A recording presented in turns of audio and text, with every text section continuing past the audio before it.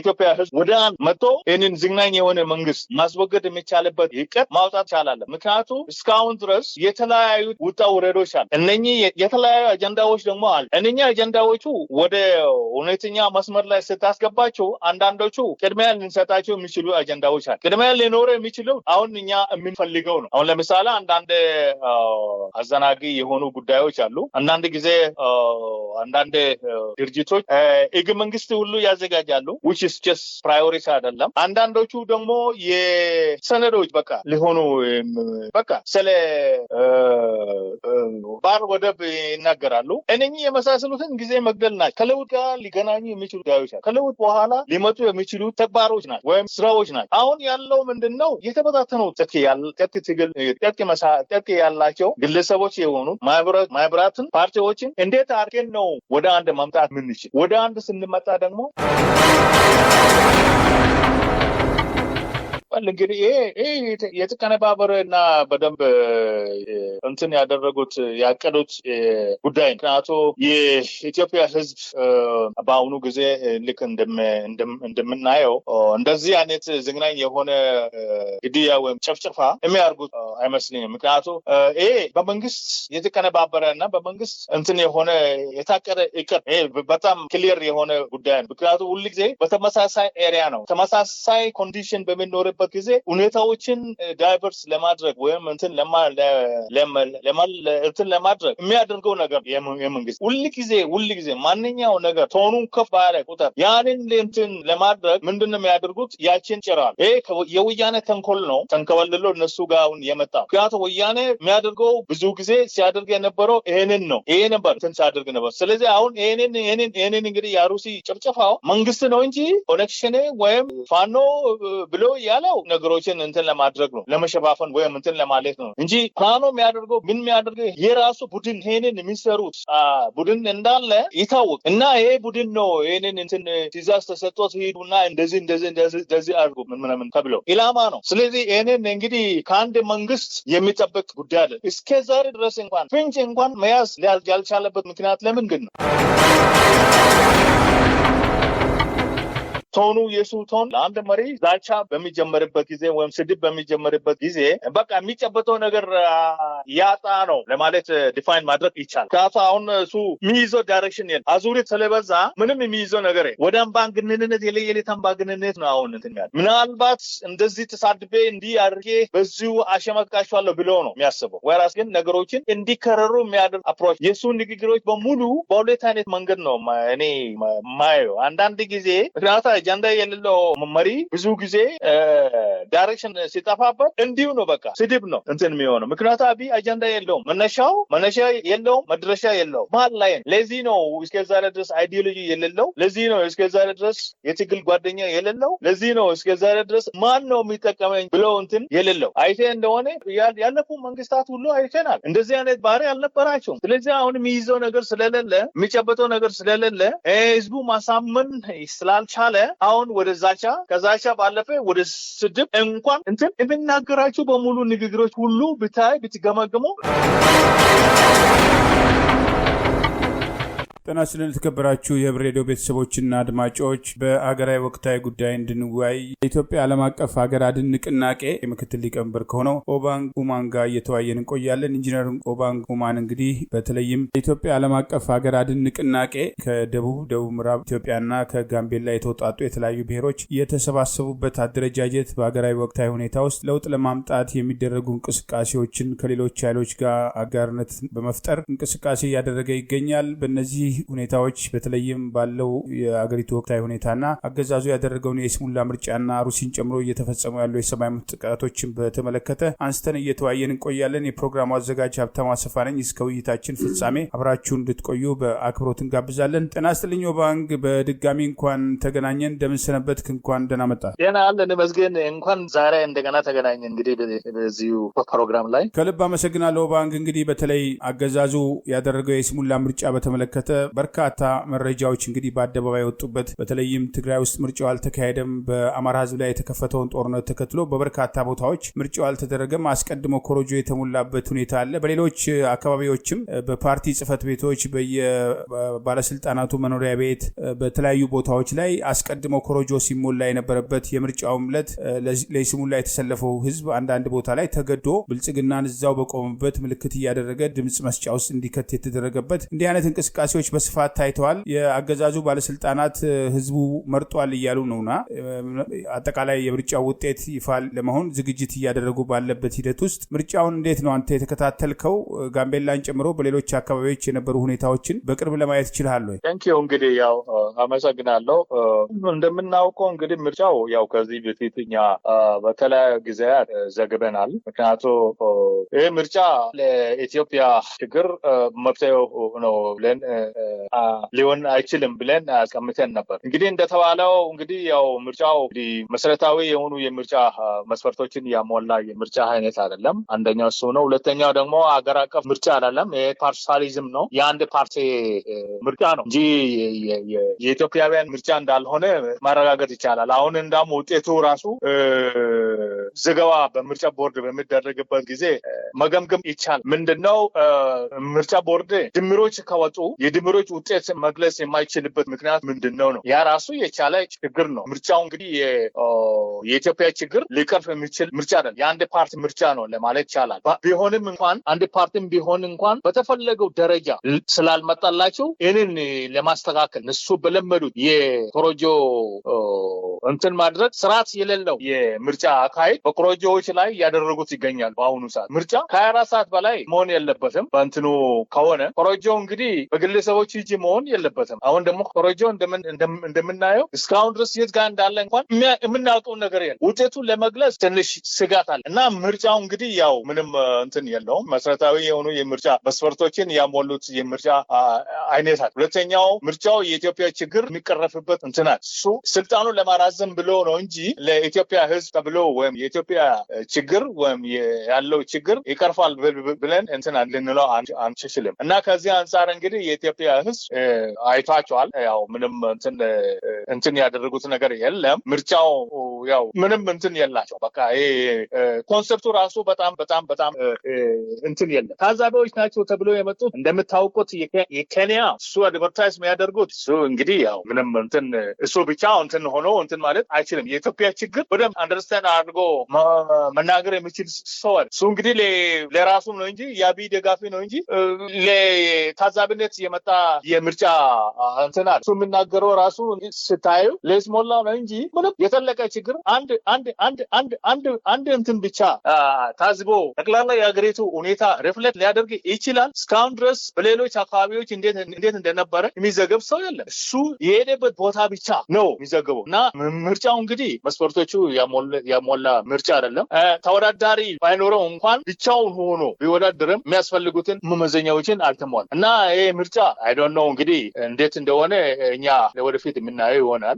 የኢትዮጵያ ችግር የሚቀረፍበት ምክንያት ይሆናል ብዬ አልገመትም እና የኢትዮጵያ ሕዝብ ቆም ብለው እንትናቸው ስብሰባ አድርጎ ይሄ ምርጫ ሁኔታዎችን ለማዘናጋት ካልሆኑ በስተቀር የኢትዮጵያ ችግር በዚህ እንደማይፈታ መኮነን መቻል አለባቸው ብዬ ነው የሚገመት እና ሌላ አስተያየት ካለ በኋላ እንትን ማለት ይችላለሁ። ያለኝ ይሄንን ከልብ አመሰግናለሁ። ባንክ እንግዲህ ያው የአፍሪካ ህብረት የምርጫ ታዛቢና ኢጋድ የተባለው ነው። ኢጋድ ይታወቃል እንግዲህ በወርቅነህ ገበየሁ የሚመራ ነው። ቀደም ሲል ምርጫ 97ን ተከትሎ አዲስ አበባና በሌሎች ሀገሪቱ አካባቢዎች በሰላማዊ ሰዎች ላይ በተፈጸመ ጭፍጨፋ በግንባር ቀደምትነት የሚጠየቅ በጊዜው የፌዴራል ፖሊስ ኮሚሽን ኮሚሽነር የነበረ አብይ አህመድ ወደ ስልጣን ከመጣ በኋላ ደግሞ የውጭ ጉዳይ ሚኒስትር የነበረና የኦሮሞ ብልጽግና ፓርቲ ዛሬም ከፍተኛ አመራሮች አንዱ ነው። ኢጋድ እንዲቀመጥ የተደረገውም ይህንኑ ተልዕኮ ለመፈጸም ነውና ኢጋድና አፍሪካ ህብረት በተለይ ቀደም ሲል ጠቅሰዋል ሁሩ ኬንያታ አፍሪካ ህብረት እንግዲህ ራሱ በምርጫ አንድ ምርጫ ነጻና ዲሞክራሲያዊ ነው የሚባለው ምንድን ነው የሚለውን በራሱ ቻርተር ላይ ያሰፈረውን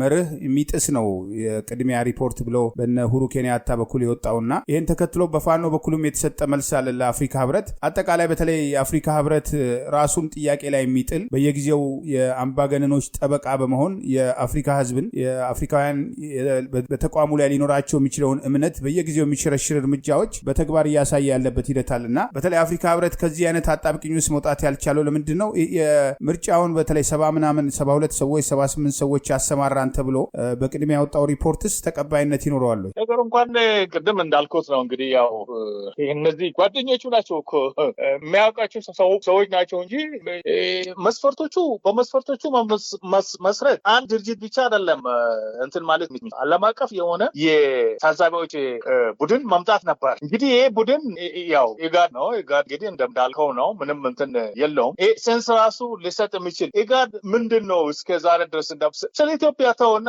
ስለ ራሱ እንዳው ምንድን ነው ለአፍሪካ ችግር ምን አይነት እንትና ምንም ኢጋድ እና እሱ አንድ ነው። ምንም እንትን የለውም። ስለዚህ ምርጫው እንግዲህ ያው ቅድም እንዳልኩት ነው ለስሙ ነው እንጂ የአብይ ምርጫ ነው እንጂ የኢትዮጵያውያን ምርጫ አይደለም። ምክንያቱም ችግር ባለበት ምርጫ ማድረግ እንትን አይመስልም። እነኚህ ኤሪያ ደግሞ ምርጫ ያልተደረገባቸው ክልሎች ችግራቸው በደንብ አንደርስታንድ አድርጎ እንዲህ መሆን አለበት ብለው እንዳው መፍትሄው ማስቀመጥ ሲገባ ምርጫ ነው ብለው እንትን ያስቀመጠው ነገሮችን ያቀለላል ማለት ሳይሆን የበለጠ ከዚህ በላይ ሁኔታዎችን እንዲባባሱ ያደርጋል። የኢትዮጵያ ሕዝብ የሚፈልገው ቁጭ ብሎ ተወያይቶ ወይም ቁጭ ብሎ ሁኔታዎችን በደንብ እንትን ማድረግ ሽግግር መንግስት እንትን ማድረግ ነው የሚፈልግ ልውጥ ነው። እነዚህ ናቸው እንግዲህ ለኢትዮጵያ ሕዝብ በጣም አስፈላጊ ናቸው ብለን እንትን የምንለው እንጂ ምርጫ ምን ልዩነት አለው? ትላንት የነበሩት ናቸው፣ ዛሬ እነሱ ናቸው፣ ነገ ደግሞ እነሱ ናቸው። ስለዚህ ችግሩ ተቀረፈ ማለት አይደል። ሰሜን ስለሌለ ነው እንጂ ሰሜን የሌለው አገር እንደዚህ አይነት ሁኔታ ነው እንግዲህ እንትን ማድረግ። ምክንያቱም የአብይ የኢትዮጵያ ችግር አንደርስታንድ አላደረገም። የኢትዮጵያ ችግር ደግሞ መፍትሄ እንዲያገኝ የሚፈልግ ሰው አይደለም። ኢግኖር አድርጎ ነው። ይሄ ሁሉ ንቀት ነው። ንቀት ባይሆን ኖሮ ምርጫ አድርግም ነበር እና ይሄ ምንም እንትን የለውም። ምንም የሚያመጣ ቼንጅ የለም። ያው የኢትዮጵያ ህዝብ ትግላቸው ይቀጥላል እንጂ በዚህ መፍትሄ ያገኛሉ ብዬ እንትን አለም። የተሳተፉ ፓርቲዎች ራሳቸው ችግሩ አይተዋል። የምርጫ ውጤት እስከዛሬ ድረስ ማዘጋጀት ማለት ምን ማለት ፓወር ማሳያ ማለት ጉልበት አለኝ ብሎ ነው እንጂ በህጉ መሰረት ሁሉም ነገር በተሟላበት በ24 ሰዓት ውስጥ ተሰብስበው ሁሉም ነገር እንትን ማለት ይቻል ነበር። አሁን ምርጫ ቦርድ ደግሞ የምናገረው የቢሮክራሲ አሰራር ነው እንጂ ምንም እንትን የለውም፣ ፍንጭ የለውም። ምርጫ ጣቢያዎች ሁሉ በ800 ምናምን የምርጫ ጣቢያዎች ውጤት ተደምሮ አልቋል። ማን ነው ያለው? እኛ እያየን ነው አይደለም?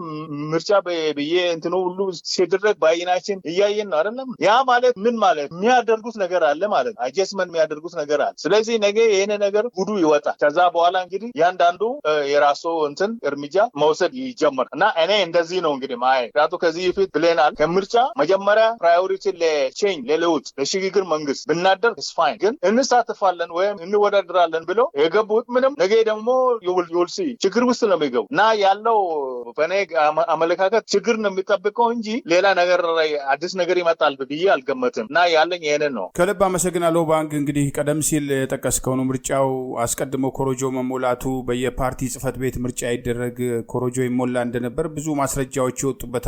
አገዛዙም ከዚህ በኋላ ወጥቶ ይሄን ምርጫ አሸነፍኩ ቢል ህዝቡ ይስቅበት ካልሆነ በስተቀር ራሳቸው በራሳቸው የተጋለጡበት ብዙ መረጃዎች አሉ። በአማራ ክልል በአብዛኛው ምርጫ ማድረግ የቻሉበት ሁኔታ የለም። አስቀድሞ የተሞሉ ኮሮጆችን ነው ለመሰብሰብ እየተሞከረ ያለው። ትግራይ ምርጫ ውስጥ አልተሳተፈም። ኦሮሚያ ክልልም የነበረው ሁኔታ ይታወቃል። በሌሎች ሀገሪቱ አካባቢዎችም ያው ካድሬዎቹ ናቸው ራሳቸው መራጭ ራሳቸው አስመራጭ በመሆን አብይ ያደረገውን ነው እየደገሙ ያሉት። በሌላ በኩል እንግዲህ ሰሞኑን በአሩሲ በተደጋጋሚ ባለፉት ዓመታት እንግዲህ የአማራ ብሔር ተወላጆች ኦርቶዶክስ እምነት ተከታዮች ላይ በተለይ ያነጣጠሩ ጭፍጨፋዎች በተደጋጋሚ ይፈጸማሉ። ሰሞኑን የጠቅላይ ሚኒስትር ጽህፈት ቤት የሚባለው የለም ጭፍጨፋው አሩሲ ላይ ያደረጉት ጽንፈኛው ፋኖና ኦነግ ሸኔ ናቸው በሚል ራሱን ከተጠያቂነት ለማውጣት ሞክሯልና ታስታውሳለህ እንግዲህ ጋምቤላ ላይ በ1993 በአኝዋክ ብሔር ተወላጆች ላይ ያገዛዙ መከላከያ ቤት ለቤት እየዞረ የፈጸማቸው ጭፍጨፋዎች አሉ። እንግዲህ በአንድ ጀንበር ከ400 በላይ ሰላማዊ ሰዎች በማንነታቸው ሳቢያ የተጨፈጨፉበት የዘር ማጥፋት እርምጃ አለ።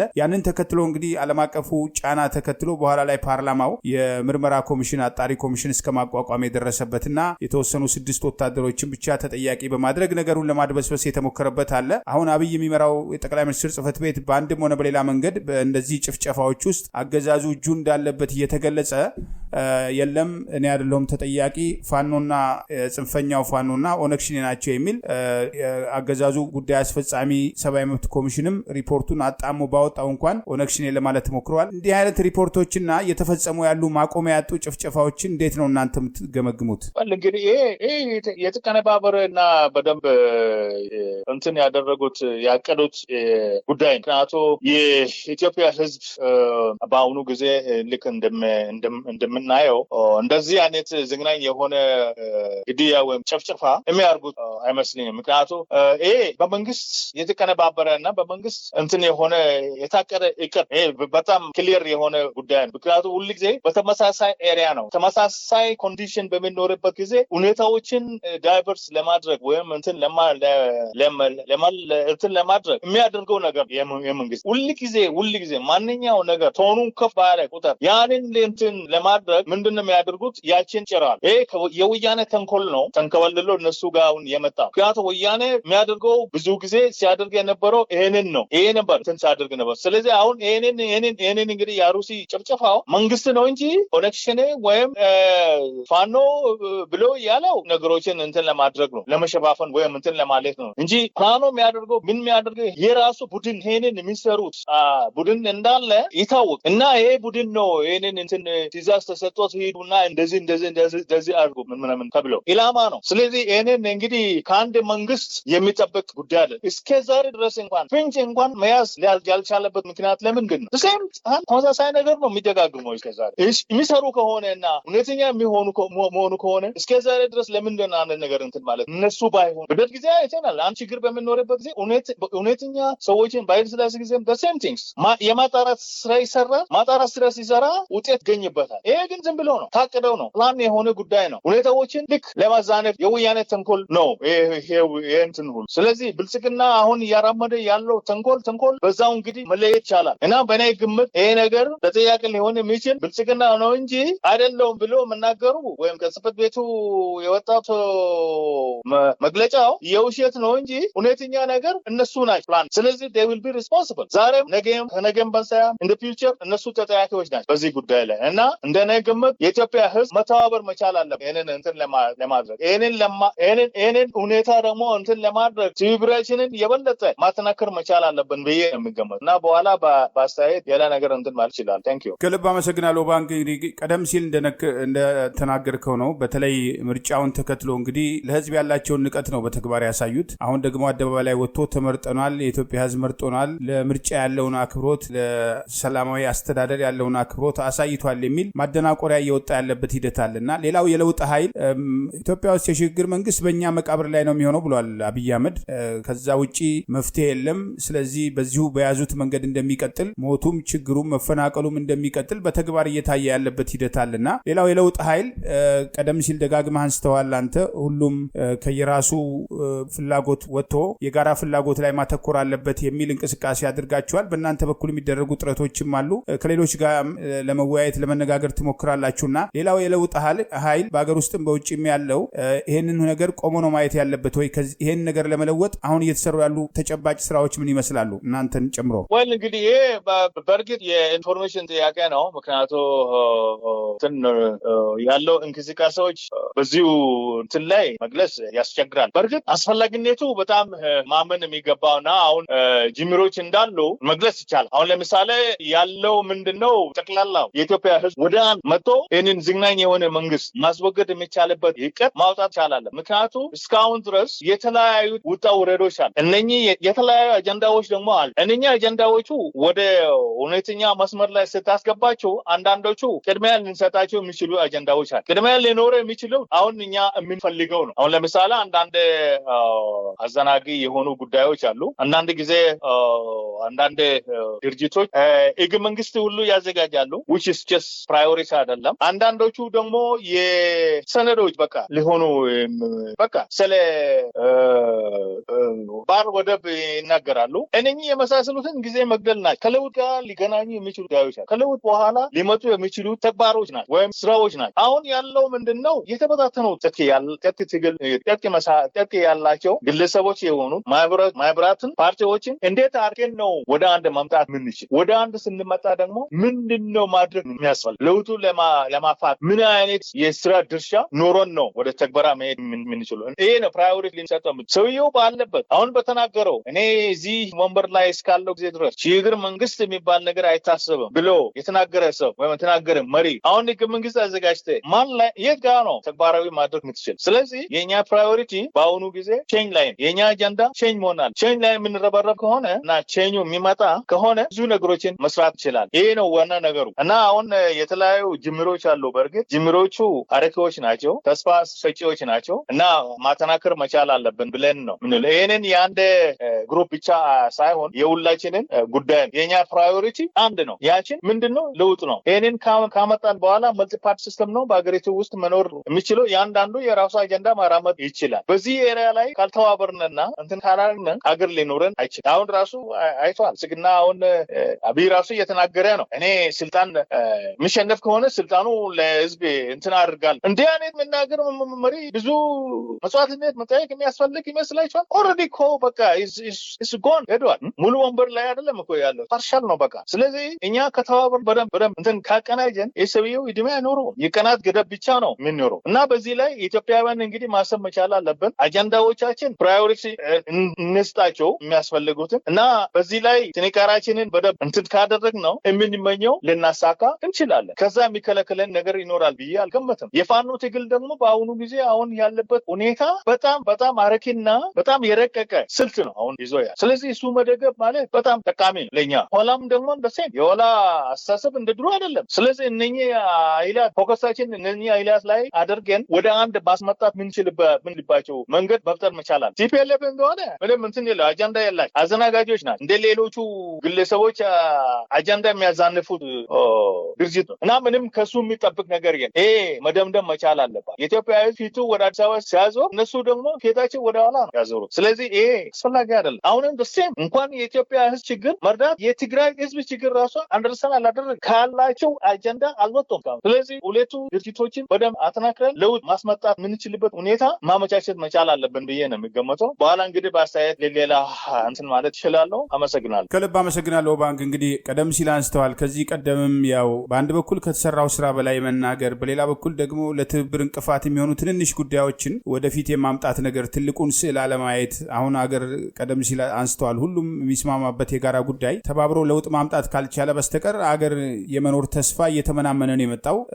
አገሪቱ ከፈረሰች በኋላ መልሶ አገር ለማድረግ ምን ያህል ችግር እንዳለ ሶማሌ በቂ ምስክር ነች። ዛሬ መቋዲሾ ቤተመንግስቱ አካባቢ እስከ መተኮስ የደረሰበት ባለፉት 30 ዓመታት በላይ እንደ አገር ጸንቶ መቀጠል ያልቻለበት ሁኔታ አለ እና አንዳንዴ አገር ይፈርሳል ሲባል መሬቱ ምኑ የሚቆረስ ይመስለዋል መሰለኝ አንዳንዱ የአገዛዙ ማህበራዊ ሚዲያ ፈቀላጤ እኛ እያለን አገር የትም አይሄድም ይላልና አገር ሲፈርስ አይተናል። ያ ነው እየሆነ ያለው እየተሄደበት። አብይና ጓዶቹ እዛ ስልጣን ላይ እስካሉ ድረስ ሞቱም ስደቱም አገር ማፍረሱም የነሱ ፕሮጀክት አካል ነውና ይሄ ባለበት ሂደት ውስጥ በተለይ አንድ የማያደርገው የለውጥ ኃይሉን የታጠቀው የሚባል ያልታጠቀው የሚባል ወደ አንድ እንዳይመጣ እነዚህ ትንንሽ አጀንዳዎች ቀደም ሲል እንዳልከው ግማሹ ስለ ህገ መንግስት ያወራል፣ ግማሹ ስለ ባህር በር ያወራል፣ ግማሹ እና የህዝቡ ህልውና አደጋ ውስጥ በወደቀበት የሀገሪቱ ህልውና አደጋ ውስጥ በወደቀበት ሁኔታ ውስጥ ለትብብር እንቅፋት የሆኑ ጉዳዮችን እንዴት ማስወገድ አቃተን? እሱ እንግዲህ ዋናው ትልቁ እንትን ምንድነው እስካሁን ድረስ መሪዎችን ኮሚትመንት አላሳዩ እስካሁን። ይሄ ነው አንደኛው እንትን። ምናልባት አሁን ከቅርብ ጊዜ ወዲህ ነው እንጂ ወደ ሁኔታዎችን ወደ ኮሚትመንት እየሄዱ ያለው። ምክንያቱም አንድ ፕሮጀክት ለመስራት ማኔጀር ጠንካራ ማኔጀር ከሌለው ፕሮጀክቱ እንግዲህ በሚፈልገው ዳይሬክሽን ወይም በሚፈልገው ሰዓት እንትን ሊሆን አይችልም፣ ሊጓተት ይችላል። እንግዲህ ይህንን ስናየው እንግዲህ ባለፉት ወራት ውስጥ ዋናው ላይ የነበረው መዘዝ መሪ እስኪማጣት ድረስ የደረሰበት ጊዜ ነበር። በእነሱም ማል በነበረው ችግር ሁኔታዎችን እንዲጓተቱ አድርጓል። አሁን እንግዲህ በነዚህ ቀናት ውስጥ የራሳቸው ችግር ጨርሰው ወደ አንድነት ወደ አንድ መጥተው የሚያሳዩ ምልክቶች ራሳቸው በአሁኑ ጊዜ አመራቂና የለውጥ ምልክቶች እንደሆኑ ተረድተናል። በዚህ እንግዲህ ይህንን ከተጠናከረና ይህን በደንብ እንትን የሚሆን ከሆነ አይሆፕ ከየኮርነሩ አስተባባሪዎችን እንደሚወጡ እና እነኛ አስተባባሪዎችን አቀናጅተው ወደ ተግባራ የሚሄዱበት ሁኔታ እንደሚፈጠር ነው በነገ እና አሁን በለውጥ ላይ ያላቸው እንቅስቃሴ በጣም እያየለ ነው በአሁኑ ሰዓት እና ይሄንን እንግዲህ በደንብ ማጠናከር መቻል አለብን። ሙሉ በሙሉ እንዲህ ነው ብዬ እንኳን መናገር ባልችልም አሁን በጣም ቆንጆ ፔጅ ላይ ነው እና እንደ ባለፈው ጊዜ አይደለም እና ትልቅ ለውጥ አለ ቢግ ቼንጅ እና እንዲህ ነው ማለት ሳይሆን ልክ ቼንጅ እንዳለ መርዳት መቻል አለበት። አሁን ደግሞ የሚደባበቅ ነገር ያለ ሴት ልጅ የኢትዮጵያ ሕዝብ የሚፈልገው ቼንጅ ነው። ቼንጅ ፊኒሽ ቼንጅ እስከሆነ ጊዜ ድረስ አልቀበለም ብሎ እንትን ያለ አካል ባህል ማስወገድ ሆነ ባህል ማስወገድ ነው ሌላ ምን እና የኢትዮጵያ ሕዝብ በአሁኑ ጊዜ ሁኔታዎችን የሚደባበቁበት ጊዜ በግልጽ መጋፋት ነው በአሁኑ ጊዜ። እኔ እንደውም በብዙ እንትኖች አይቼዋለሁ። አሁን ያለው የሰው ኮሚትመንት በጣም ከፍተኛ ቶን ላይ ነው። ቶኑ በጣም ኃይሏል እና አሁን በዚሁ የሚቀጥል ከሆነ አይ ቲንክ ነገሮችን ወደ የሚፈልገው ዳይሬክሽን የሚመጡበት ጊዜ ሩቅ አይሆኑም ብዬ ነው የሚገመተው እና ያለኝ ይሄንን አመሰግናለሁ። ከልብ አመሰግናለሁ ባንክ። ሌላው እንግዲህ ያው በአገር ቤትም ህዝቡ በተለያየ መንገድ እንግዲህ ቅሬታውን በተለይ ማህበራዊ ሚዲያ ላይ በተለያዩ መንገዶች ማየት የሚቻልበት አለ። ህዝቡ እየመረረው የመጣበት ሁኔታ አለ። አንዳንዴ አደባባይ ላይ ወጥተው በራሳቸው ማህበራዊ ገጽ ጭምር የሚሰጧቸው አስተያየቶች የሚሊዮኖችን ትኩረት የሚያገኙበት የሚሊዮኖችን ድምጽ ሆነው የሚሊዮኖችን የብሶት የሚያንጸባርቁበት ሂደት ከጊዜ ወደ ጊዜ እያደገ የመጣበት ሂደት አለና ምናልባት ቀደም ሲል እንዳልከው እንግዲህ የለውጥ ኃይሉ በዚህ ደረጃ የመተባበር ፍላጎት ከዚህ ቀደም ከነበረው ዳተኝነት የመውጣት ፍላጎት ካለ ይሄንን ወደ አንድ አምጥቶ ተግባራዊ እርምጃ ውስጥ ለመግባት እንግዲህ የታጠቀውም ኃይል ይተባበራል ይባላል። በአንድም ሆነ በሌላ መንገድ ደግሞ አገዛዙ ከነከሌ ጋር ከተባበራችሁ ባንዳ ናችሁ ይላልና አሁን ባለው ተጨባጭ ሁኔታ ውስጥ እንግዲህ የአብይ አገዛዝ ቀደም ሲል ከኤርትራ ጋር የትግራይን ጦርነት ተከትሎ ሲተባበር ለኤርትራ መንግስት ለኤርትራ ሰራዊት እናመሰግናለን በሚል በፓርላማ ደጋግሞ ሲናገር የነበረበት አለ። የአገዛዙ ወታደራዊ አዛዦችም ተመሳሳይ ነገር ነበር። አሁን ደግሞ ትግራይና ኤርትራ ሊተባበሩብኝ ነው፣ ፋኖና ትግራይ እየተባበሩ ነው፣ ፋኖና ኦነግ እየተባበሩ ነው የሚሉ ወቀሳዎች ይሰማሉና ለኢትዮጵያ ህዝብ ምን የተሻለ ነገር አምጥቶ ነው ሌላው ኃይል ተባብሮ ለህዝቡ ነጻነት ለህዝቡ ህልውና የራሱን እንቅስቃሴ ለማድረግ በተለይ በአገር ውስጥ ያለው ኃይል ትብብር ማድረጉ እንደ ባንዳነት ይቆጠራል፣ ባንዳዎች ናቸው የሚል ቅስቀሳ አለ በገዢው ብልጽግና በኩልና አንተ እነዚህን ጉዳዮች እንዴት ነው የምታየው? እንግዲህ ይሄ እንኳን ከአንድ መሪ እኮ የሚጠበቅ እንትን አይደለም። ምክንያቱም ሬዚስተንስ እስካለ ጊዜ ድረስ እስከ ዛሬ ድረስ ያለው ሬዚስተንስ አንደርስታንድ ያላደረገና አሁን ሬዚስተንሱ እያሄለ ሲመጣ ቶኑ የሱ ቶን ባለፈው ጊዜ ተናግሬያለሁ። አንድ መሪ ዛቻ በሚጀመርበት ጊዜ ወይም ስድብ በሚጀመርበት ጊዜ በቃ የሚጨበጠው ነገር ያጣ ነው ለማለት ዲፋይን ማድረግ ይቻላል። ካሳ አሁን እሱ የሚይዘው ዳይሬክሽን የለም። አዙሪት ስለበዛ ምንም የሚይዘው ነገር የለም። ወደ አምባገነንነት የለየለት አምባገነንነት ነው አሁን እንትን ያለ። ምናልባት እንደዚህ ተሳድቤ እንዲህ አድርጌ በዚሁ አሸመቃቸዋለሁ ብሎ ነው የሚያስበው። ወራስ ግን ነገሮችን እንዲከረሩ የሚያደርግ አፕሮች የሱ ንግግሮች በሙሉ በሁለት አይነት መንገድ ነው እኔ ማየው። አንዳንድ ጊዜ ምክንያቱ አጀንዳ የሌለው መሪ ብዙ ጊዜ ዳይሬክሽን ሲጠፋበት እንዲሁ ነው በቃ ስድብ ነው እንትን የሚሆነው። ምክንያቱ አብይ አጀንዳ የለውም፣ መነሻ የለውም፣ መድረሻ የለውም፣ መሀል ላይ ነው። ለዚህ ነው እስከዛሬ ድረስ አይዲዮሎጂ የሌለው፣ ለዚህ ነው እስከዛሬ ድረስ የትግል ጓደኛ የሌለው፣ ለዚህ ነው እስከዛሬ ድረስ ማን ነው የሚጠቀመኝ ብለው እንትን የሌለው። አይቴ እንደሆነ ዛሬ ከቻይና ጋር ይሆናል፣ ነገ ደግሞ ከአሜሪካ ጋር ይሆናል። ወትስ ዳት ምንድነው እሱ?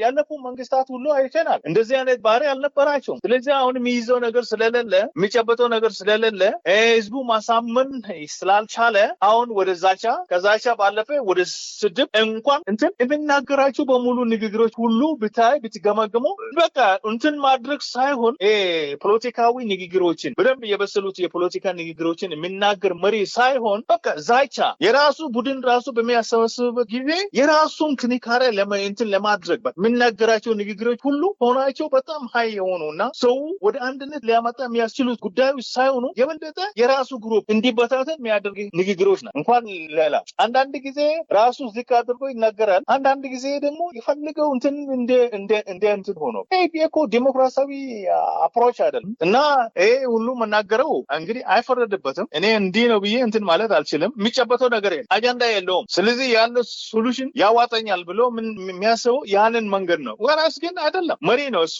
እስከሆነ ጊዜ ድረስ ለዛ አልተወለደም። በጊዜ አገኘው እንጂ በአጋጣሚ አገኘው እንጂ ያገኘው በሰላም ቢለቅ ስፋይን ነገ እኮ ከህዝብ ጋር ይኖራለሁ ብሎ እንደ ኃይለ ማርያም ይኖራለሁ ብሎ የሚያስብ ሰው አይደለም። ተቀብሬ ይቀብራለሁ ወይም ሞቼ ይገኛለሁ ነው የሱ እንትን ወይስ አይቀርም። የኢትዮጵያ ህዝብ እኮ በዚህ እንትን ወደ ኋላ የሚመለስበት ምክንያት አይኖርም እና የሱ ወደ ዛቻ መሄድ ማለት ሽንፈት ነው። ሽንፈት ስለበዛበት ነው ይሄንን ሁሉ እንትን ማለት የሚጨበጠው ነገር የለም፣ የሚይዘው የለም፣ የሚያምነው ሰው የለም። ታይቴ እንደሆነ ያው ጓደኞቹ የትግል ጓደኞቹ አብሮ እንዳም ፓራላል ፖዚሽን ላይ የነበሩት ጓደኞቹ በሙሉ ሆሪዞንታል ላይ የነበሩት ጓደኞቹ በሙሉ አሉ የለም። ምክንያቱ እሱ የሚጨበጥ መሪ አይደለም፣ ይሄ አጀንዳ ያለው መሪ አይደለም እና እኔ በዚህ ነው እንግዲህ እሱ ዲፋይን ማድረግ የሚችለው እና እነኚህ ዛቻዎች እና ስድቦችን ያዋጠኛል ብለው ነው እንግዲህ ያሰበ። ምናልባት እንግዲህ በሌላ መንገድ መግለጽ የሚችልበት እንትን ካለ በእኔ በኩል ያለው በዛው መንገድ ነው ዲፋይን ማድረግ የሚችለው እና ያለኝ ይህንን ነው። አመሰግናለሁ። ከልብ አመሰግናለሁ ኦባ። እንግዲህ የዓለም አቀፍ ሀገር አድን ንቅናቄም እንግዲህ ከሌሎች የብሔር አደረጃጀቶች ከሌሎች ሲቪል አደረጃጀቶች ጋር የፋኖ መሪዎችን ጨምሮ እንግዲህ የምታደርጓቸው ውይይቶች አሉና በአንድ በኩል እንግዲህ እንዳልከው ነው የለውጥ ኃይሉ እንተባበራለን፣ የመተባበር ውስጡን የሚደረጉ ውይይቶች አሉ፣ በየበኩላቸው የሚደረጉ ስራዎች አሉና እነዚህ ጉዳዮች ወደ ተግባር መጥተው ይሄው የኢትዮጵያ ህዝብ አሁን ግልጽ አማራጭ ሆነናል እነከሌ ተባብረናል ብሎ መውጣት የሚችልበት እድል በቅርብ ይኖራል ወይ? አይ ቲንክ በዚህን ጊዜ ነው ብዬ እንኳን መናገር ባልችልም አሁን ያሉ ጅምሮችን በጣም አመርቅና በጣም አስፈላጊ የሆኑት እንትኖች ናቸው። አይ ሆፕ በዚህ የሚቀጥለው ከሆነ የኢትዮጵያ ህዝብ ወደ አንድ ማምጣት ሩቅ አይሆንም ብዬ ነው የሚገመተው። እንግዲህ እንዲህ ነው ብዬ እንኳን መናገር ባልችልም አሁን ያለው ሁኔታ እኔ እስከማውቀው ጊዜ ድረስ በጣም በጣም በጣም ከፍተኛ ደረጃ ላይ ነው በአሁኑ ጊዜ ያለው። ምክንያቱም ሰው ያለው አመለካከት በተለይ በአንድነት ላይ ያለው አመለካከት የነበረው አመለካከት ቀይሮ አሁን በጥሩ መስመር ላይ ይገኛሉ። እንዳውም ትልቅ ኮሚኒኬሽን እያደረጉት ናቸው አሁን በአሁኑ ሰዓት የኢትዮጵያ እና ይሄ ኮሚኒኬሽን ቢልድ ሲሆን ወደ አንድ ሲመጣ አይ ሆፕ ጥሩ ነገር ይመጣል ብዬ ነው የሚገመተው። ምክንያቱም ለውጡ አይቀርም፣ የሚቀርበት ምክንያት የለም። ስር ነቀል ለውጥ በኢትዮጵያ ውስጥ እንደሚመጣ እኔ ባለሙሉ ተስፋ ነኝ በዚህ እንትን ላይ እና ያለው ሁኔታ እስከዛሬ ድረስ እኔ እንዳያየው ከሆነ እንደገመገሙ ከሆነ ጥንካሬው በጣም እያየለ መጥቷል እና ይሄንን ሰፖርት ለማድረግ እንግዲህ ኢትዮጵያውያን በዚህ ዞራ ላይ የሚችሉት ሁሉ ቢያደርጉት አይ ቲንክ ኢትስ ፋይን። ምክንያቱም ምኞታችን ለውጥ ነው። እስከሆነ ጊዜ ድረስ ሰፖርት ማድረግ የምንችልበት ሁኔታ መቻል አለበት። በአስተያየት በሀሳብ በምኑ ሁሉም በምንችለው ነገር ሁሉ ይሄ የአንድነት ሁኔታ ሰፖርት ማድረግ ያስፈልጋል ብዬ ነው የምገምተው። ታንክ ዩ አመሰግናለሁ ኦባንግ። እንግዲህ የኢትዮጵያ ዓለም አቀፍ ሀገር አድን ንቅናቄ ምክትል ሊቀመንበር ለነበረን ቆይታ ወደፊትም በሌሎች ውይይቶች እንደምንገናኝ ተስፋ አደርጋለሁ። እግዚአብሔር ይስጥልኝ። ታንክ ዩ እንግዲህ አመሰግናለሁ። አሜን። እግዚአብሔር ይስጥልኝ። ክቡራን የህብር ሬዲዮ ቤተሰቦችና አድማጮች ስታደምጡ ለቆያችሁ ምስጋናችን ይድረሳችሁ። የህብር ሬዲዮ ኦፊሻል የዩቲዩብ ቻናላችንን ሰብስክራይብ ያላደረጋችሁ ሰብስክራይብ በማድረግ በተጨማሪም የደውል ምልክቱን በመጫን የህብር ሬዲዮ ቤተሰብ እንድትቀላቀሉ በአክብሮት እንጋብዛለን። እንደ ወትሮ ሁሉ የህብር ሬዲዮ ቤተሰቦች ፕሮግራሞቻችንን ላይክ በማድረግ ሼር በማድረግ አስተያየቶቻችሁን በመስጠት አብሮነታችሁን እንድትገልጹ በአክብሮት እንጠይቃለን። በድጋሚ እናመሰግናለን። ጤና ይስጥልን። ቸር እንቆይ።